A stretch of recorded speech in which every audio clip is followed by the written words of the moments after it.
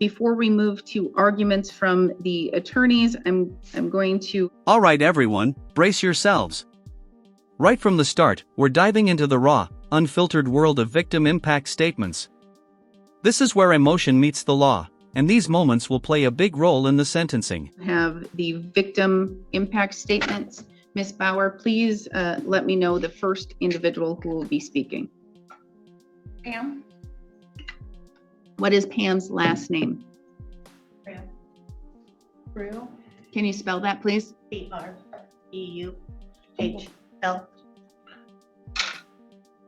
All right. Oops, sorry. And for the record, please state your relation to this case. My relationship to Christina is her mother. All right, you may begin. Well, I mean, really, what can I say? I mean, Christina has been shot. She's had to go to the doctor several times during the month. I think it was, don't quote me on this, but I think it was like 34 times out of 30 days that she was at the doctor. It's caused a huge hardship within our family. I mean, really, what can you say? My daughter's been shot. Yeah, she may look normal, but she's not normal inside. Her cognitive ability is not there. And then Notice this, her cognitive ability is not there. In court, details like this aren't just emotional, they're crucial for understanding the long-term impact of the crime. Judges take these impairments seriously when deciding punishment. you expect her to live a life, and the rest of us to live that life as well. I mean, it is what it is. I mean, the doctor's reports and everything has been there, has showed everything. She's not okay. And, you know, let's get back to where, you know, the very beginning of really what happened and what's gone on. And that's what I expect the council to do. Thank you. Thank you.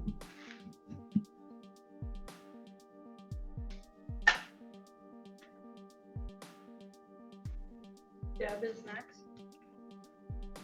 What is your last name? Kelly, K-E-L-L-Y. All right, and please state your relation to this case. And it looks like you are going to read something. These are just my notes. Okay, For the most and I'm part. fine with that. If you read something, just please make sure to read it slowly so the court reporter can take it all down, okay? I will do that. All Thank right, you. Thank you. Thank you. I didn't get her last name. Kelly, K-E-L-L-E-Y. K-E-L-L-Y. Oh, Y, sorry, I wrote That's E-Y. okay. I apologize. That's okay. I am a friend of the family, also Christina's advocate. I have been here since March of 25 is when I was asked to kind of step in and help with the family. Christina did not have the ability to schedule appointments, drive anywhere.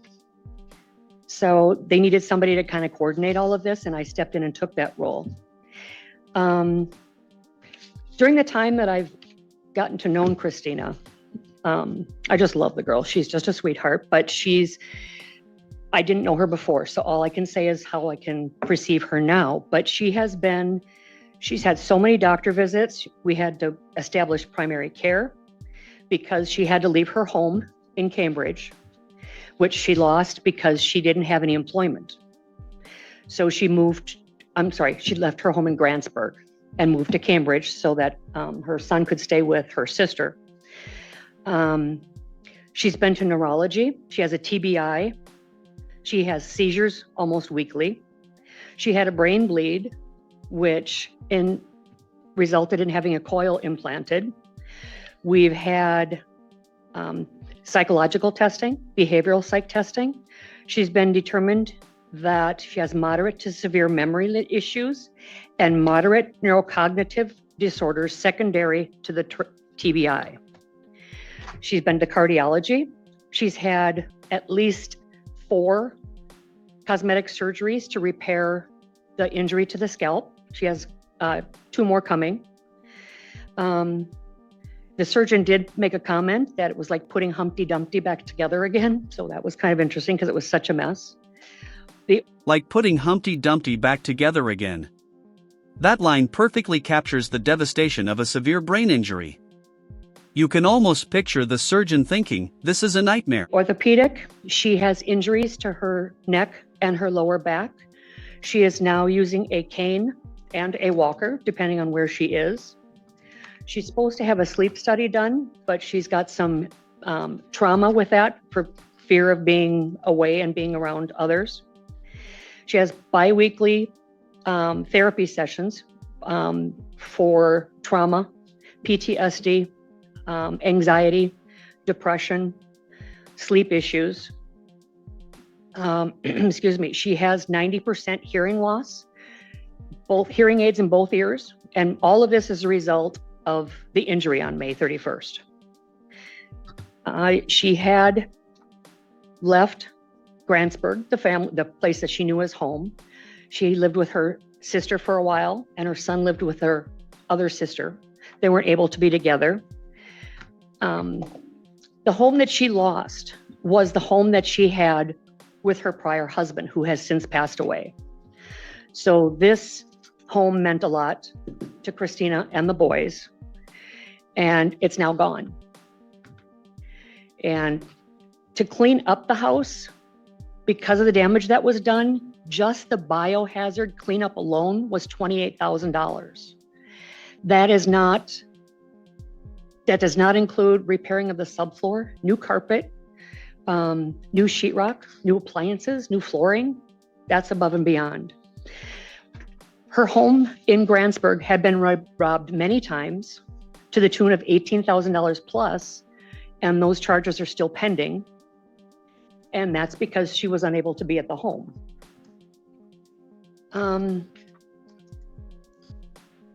Because of the result in the loss of the home, she's incurred about $20,000 in attorney's fees, which we're not sure how those are going to get paid.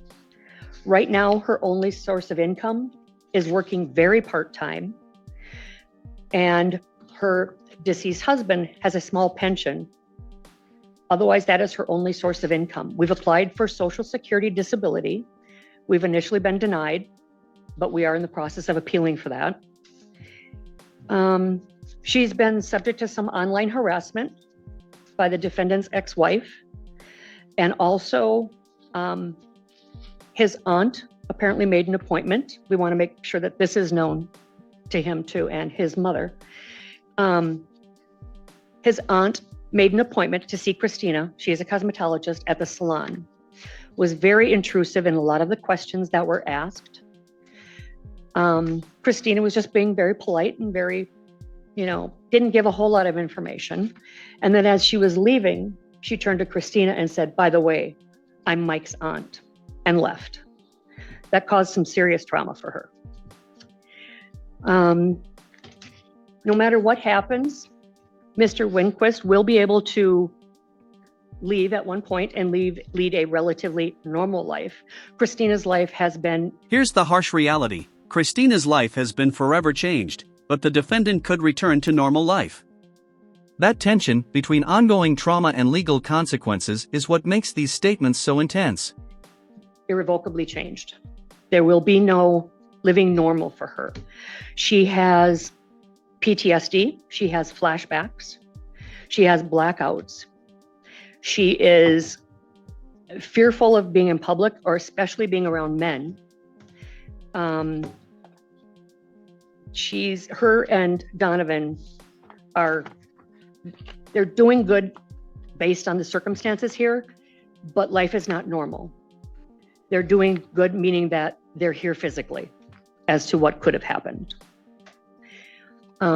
That's all I have for now, and thank you for your time. I appreciate that. Thank you, Ms. Kelly.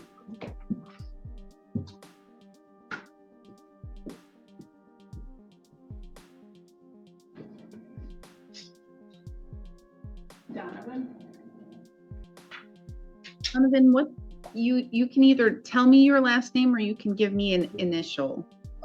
Check. Can you- CZECH.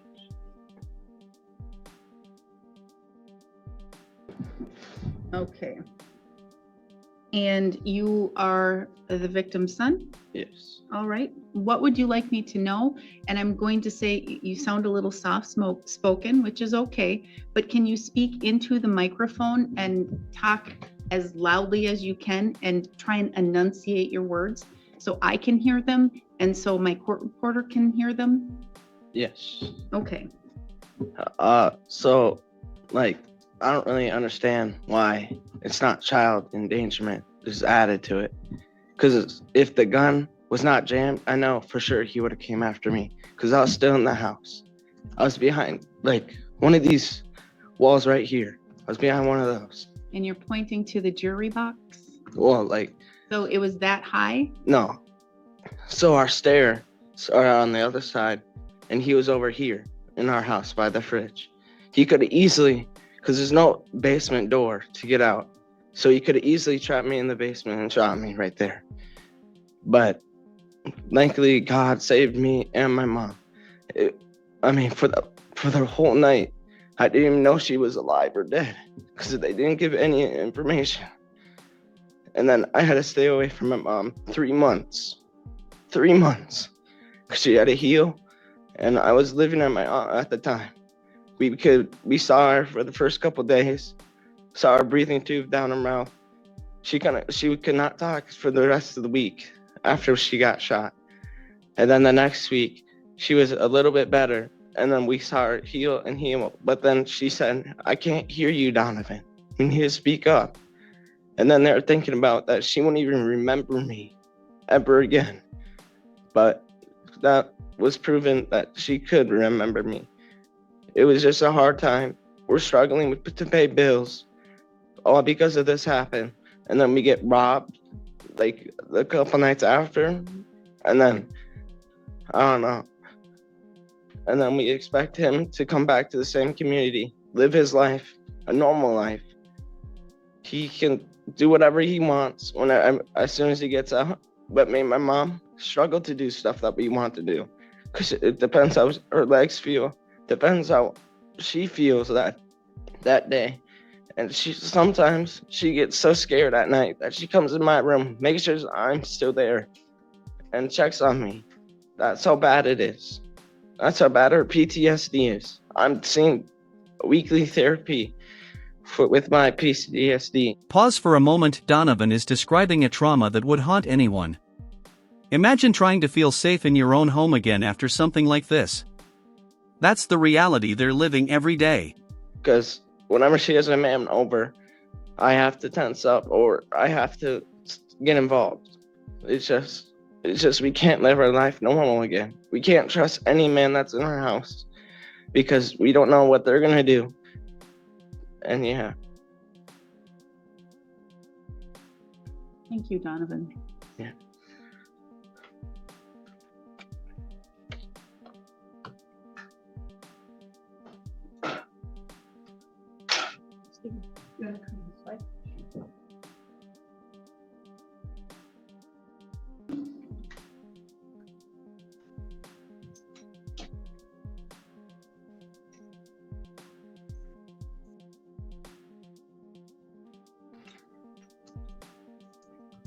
All right, and you can either state your name for the record or you can just use your initials.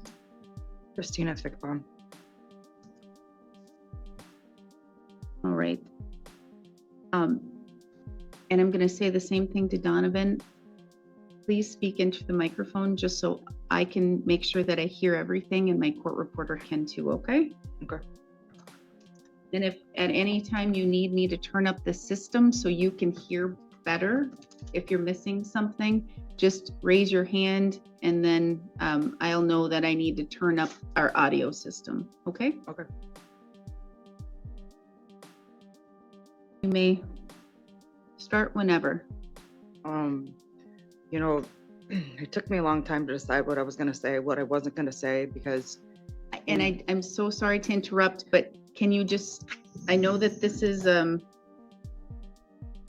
you're in court and your anxiety is probably really high, but can you just speak a little slower too? Sure. I struggle with it just for the simple fact that a lot of things I don't remember. And anytime that I think about Mike, everything just goes blank. I'm definitely nervous about what I should say or what I shouldn't say for fear of what will happen once he gets out, because I'm unable to file a restraining order at that time. But, one of the big things that, has not been brought up at all is Mike was shot. Christina's words are full of fear, anger, and trauma. Legally, this testimony shows ongoing suffering, which courts use to understand the full impact of the crime. It's a roadmap of her life now. And I took care of him throughout the whole entire time. I didn't have that.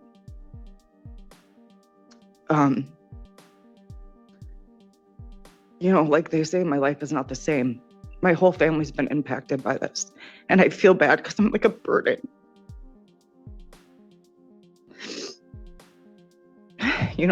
I always tell people it's like in reference of when you blow out candles on birthday cake, that's how fast my life was gone. He didn't kill me, but my life left. And, the other thing too that's pretty hard is that he could have very well taken another parent from my children. And the thought of that for them is just unbearable. And I'm not the same. I mean, people keep telling me I'm not the same. I don't feel the same.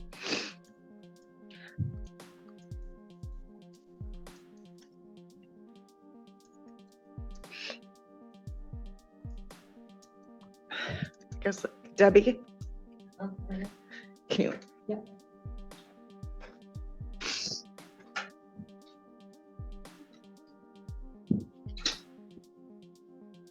One thing that I know she wants me to.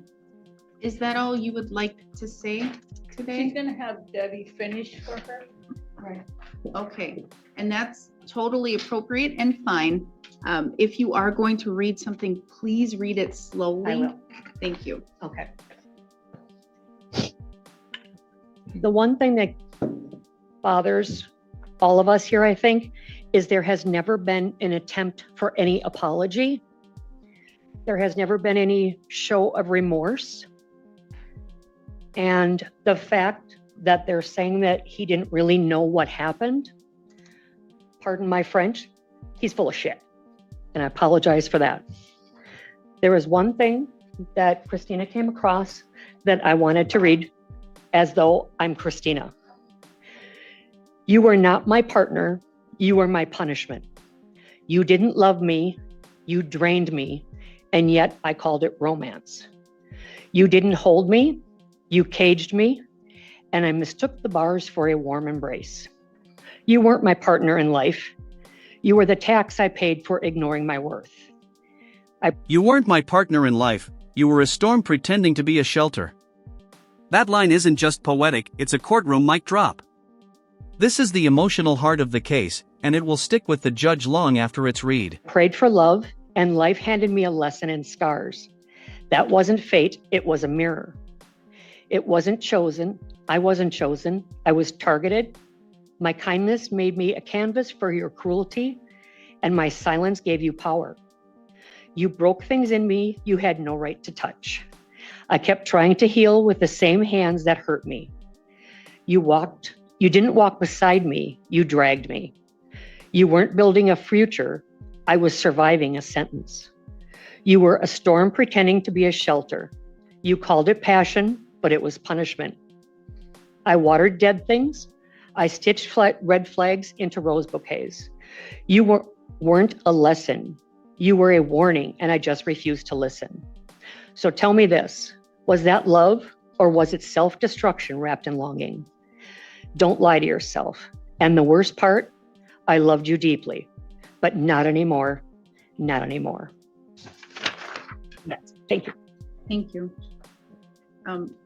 Ms. Bickbaum, are you sure that you don't have anything else to say? All right, thank you.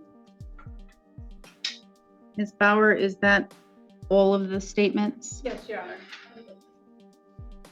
I'm a point actually. Christy Matson is a friend and she wants to speak. Any objection?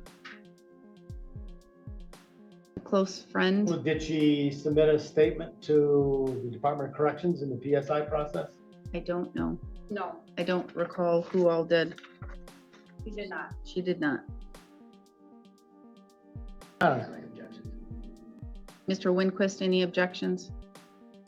Nope. Okay. You may provide a statement.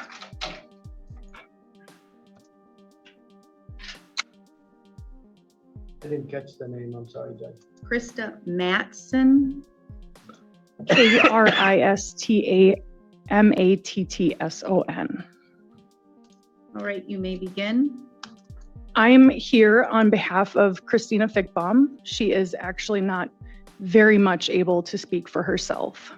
And the one statement that I would like to leave the court with, more than anything, is that she is asking for the highest amount of sentencing that can be provided under what he has already said guilty to.